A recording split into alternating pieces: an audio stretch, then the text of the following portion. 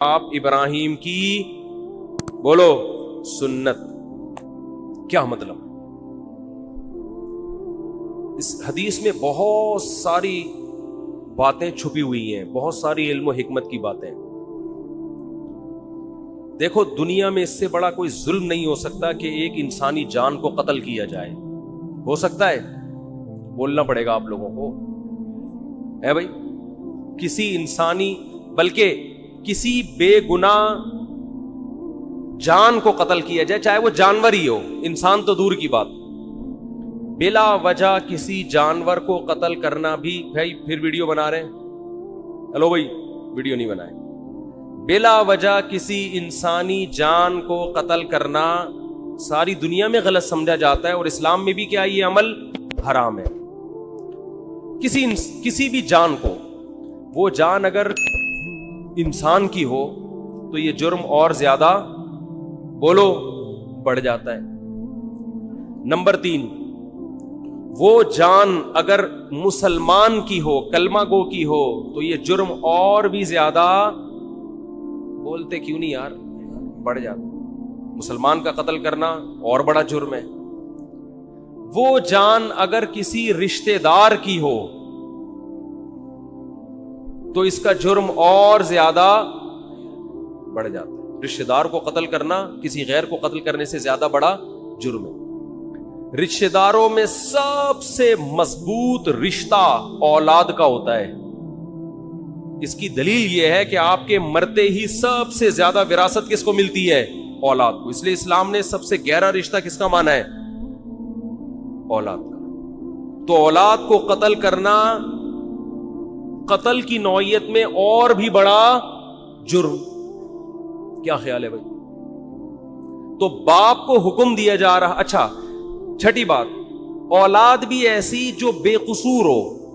بعض دفعہ اولاد نے کچھ ایسے کام کیے ہوتے ہیں, آدمی غصے میں آ کے مار دیتا ہے اس کو, وہ بھی غلط کرتا ہے, قتل تو پھر بھی جائز نہیں ہے. لیکن اولاد اگر کیا ہو, معصوم اور نیک, کوئی قصور نہیں ہے اس کا, اس کو قتل کرنا اور بھی بڑا جرم. پھر وہ اولاد اگر نابالغ ہو تو شریعت میں نابالغوں کے حقوق بالغوں سے زیادہ ہیں. آج تو ان حقوق پر عمل نہیں ہوتا. یہ خوب مسئلہ سمجھ لیں, نابالغ بچے کا مال اس کی پرمیشن سے بھی آپ استعمال نہیں کر سکتے. نابالغ بچہ صدقہ کرے گا تو شریعت میں وہ کالعدم ہے, کیونکہ اس کو یہ حق نہیں ہے کہ اپنا مال کسی کو دے دے. وہ ابھی نہ سمجھے, شریعت نے اس کے تصرفات اور اس کے اس قسم کے افعال کو کالعدم قرار دیا ہے. نابالغ بچہ آپ کو اپنا پلاٹ گفٹ کر دے, شریعت اس کو کالعدم مانتی ہے. کوئی وصیت کر دے, کالعدم. سمجھتے ہو؟ کیونکہ اس کے مال کی حفاظت اور اس. اچھا, نابالغ بچے سے آپ کوئی کام بھی نہیں لے سکتے. یہ بہت اہم پوائنٹ کی بات ہے. لوگ خدمت لے رہے ہوتے ہیں نا, وہ بچہ کوئی جا بیٹا یہ لے کر آ, جا بیٹا پانی لے کر آ, جا بیٹا یہ لے کر آ. تو علماء نے یہ مسئلہ بیان کیا ہے کہ نابالغ بچے سے آپ کوئی کسی قسم کی خدمت نہیں لے سکتے. والدین خدمت لے سکتے ہیں, اسی طرح استاذ والدین کی پرمیشن سے اتنی خدمت لے سکتا ہے جس کا تعلق تربیت سے ہو. بہت مشکل ہے بات سمجھانا, بہت مشکل. مثال کے طور پر آپ نے پڑھنے کے لیے اپنا بچہ کسی ٹیچر کے حوالے کیا. اب ٹیچر کا ادب بھی آپ چاہتے ہیں اپنے بچے کو سکھانا, تو ماں باپ نے بچے سے یہ کہا اور ٹیچر سے بھی یہ کہا کہ اس سے خدمت لیتے رہا کریں. کبھی کبھار پانی منگوا لیا, یہ کام کروا لیا, دکان سے جو ہے وہ کوئی چیز منگوا دی, تاکہ اس میں استاذوں کی خدمت کا جذبہ برقرار رہے. تو ٹیچر اس نیت سے اس سے خدمت لے سکتا ہے تاکہ اس میں خدمت کا جذبہ برقرار رہے, اور یہ بھی جب لے سکتا ہے جب بچے کے والدین کی طرف سے ٹیچر کو اس کی پرمیشن بھی ہو, کیونکہ اصل متولی ماں باپ ہیں, استاذ نہیں ہے. بہت مشکل ہے یار, کیسے سمجھائیں. تو لیکن آج کیا ہو رہا ہے, بعض اداروں میں بچوں سے محنت مشقت والے کام لیے جاتے ہیں, تو جائز نہیں ہے, ان سے خوب سمجھ لیں. اسی طرح ہنر سکھانے کے لیے بھی بچے سے خدمت لی جا سکتی ہے والدین کی پرمیشن سے. ماں باپ اپنے بچے کو میکینک بنانا چاہتے ہیں تو شو روم میں لے جا کے وہ جو ورک شاپ میں بٹھا دیا, تو وہاں جو بھی استاذ ہے اس سے کہا کہ بھائی اس سے پلک پانا وغیرہ کھلواؤ تاکہ اس کو یہ کام آئے. تو ہنر سکھانے کی نیت سے بھی ٹیچر استاذ وہ نابالغ بچے سے خدمت لے سکتا ہے. کس کی پرمیشن سے؟ ماں باپ کی. مگر اس میں بھی یہ ہے کہ یعنی زیادہ محنت مشقت والے کام اس صورت میں بھی جائز نہیں ہے کہ جس سے وہ تنگ آنا شروع ہو جائے. سمجھتے ہو؟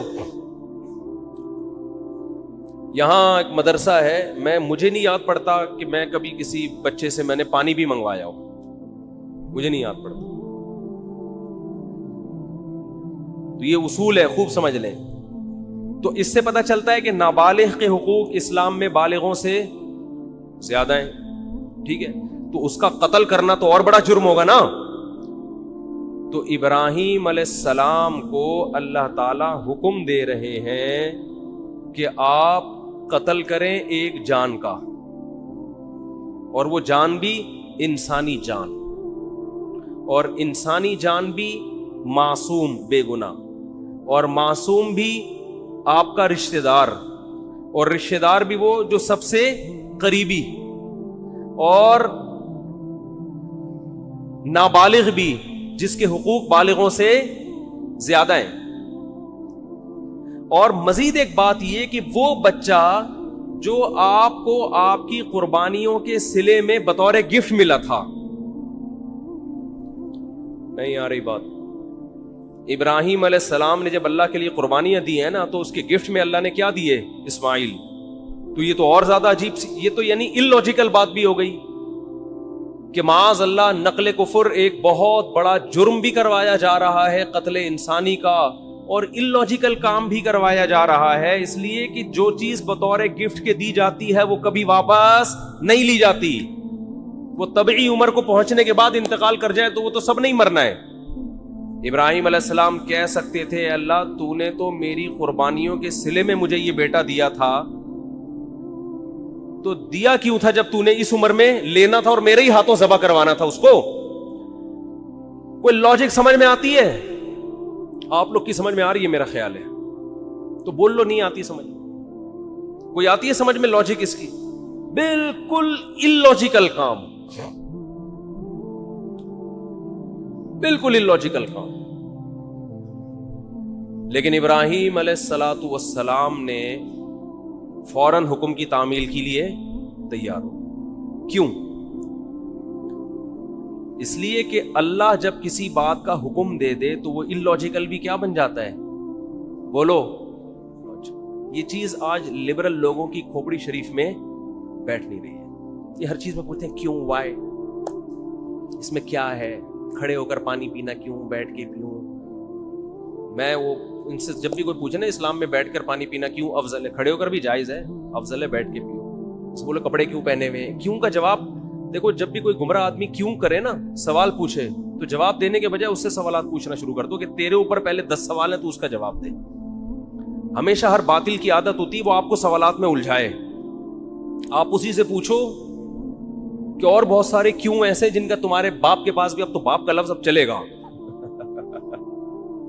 جس کا تمہارے باپ کے پاس بھی کوئی جواب نہیں ہے.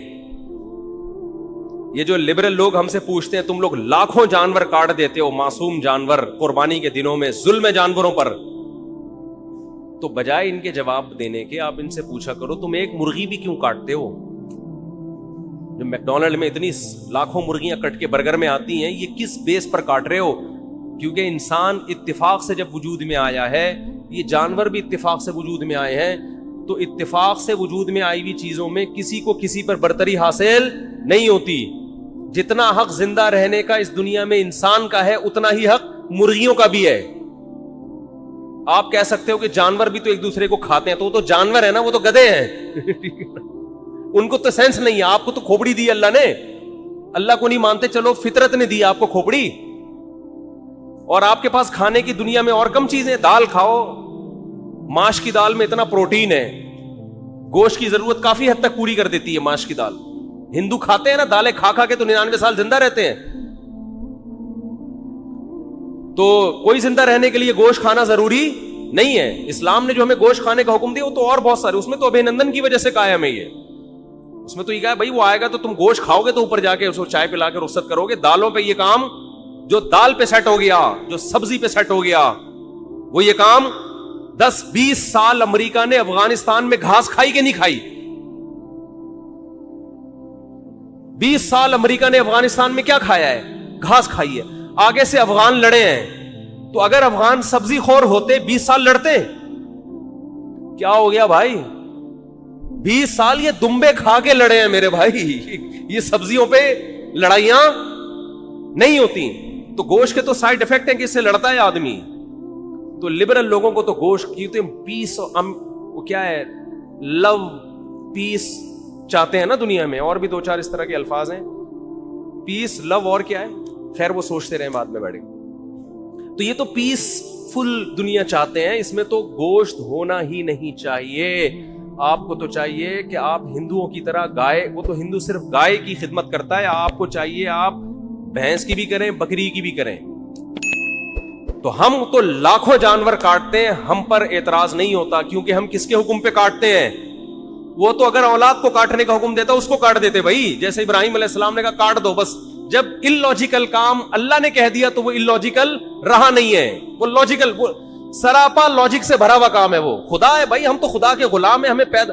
اگر اللہ ابراہیم علیہ السلام کو حکم دیتا اسماعیل کو کاٹو, وہ نہیں کاٹتے. اللہ ویسے ہی بھی تو اٹھا سکتا تھا نا. کتنوں کے بچے 7-8 سال کی عمر میں ٹرک کے نیچے آ کے ہلاک ہو جاتے ہیں, وباؤں سے مر جاتے ہیں. تو وہ تو اللہ کو ویسے بھی حق حاصل ہے کہ, تبھی تو اللہ قرآن میں کہتے ہیں کہ تم اللہ کی راہ میں صدقہ خیرات کرو. انسان کہتے ہیں اللہ میں خیرات کروں گا میں تو غریب ہو جاؤں گا. تو قرآن بار بار کیا کہتا ہے؟ یبسط الرزق لمن یشاء ویقدر, جس کے لیے میں چاہتا ہوں رزق کے دروازے کھول دیتا ہوں, جس کے لیے میں چاہتا ہوں تنگ کر دیتا ہوں. تو یہ تو میرے ہاتھ میں ہے, میں تمہیں ویسے بھی غریب کر سکتا ہوں, صدقہ دو. اگر اس سے غریب ہو بھی گئے ثواب تو ملے گا نا. اول تو ہوگے نہیں, اللہ دے گا مال تمہیں. تو ہمارے پاس تو دلیل ہے ہمارے رب کی طرف سے, اس نے ہمیں حکم دیا بقرعید کے 3 دنوں میں اپنے حبیب سے کہلوا دیا صلی اللہ علیہ وسلم, اللہ کو جانور کا خون بہانے سے زیادہ کوئی عمل محبوب, بولو نا بھائی, نہیں ہے. تو ہمارے پاس تو دلیل ہے کہ ابراہیم کو اللہ نے حکم دیا اپنے بیٹے کو ذبح کرو.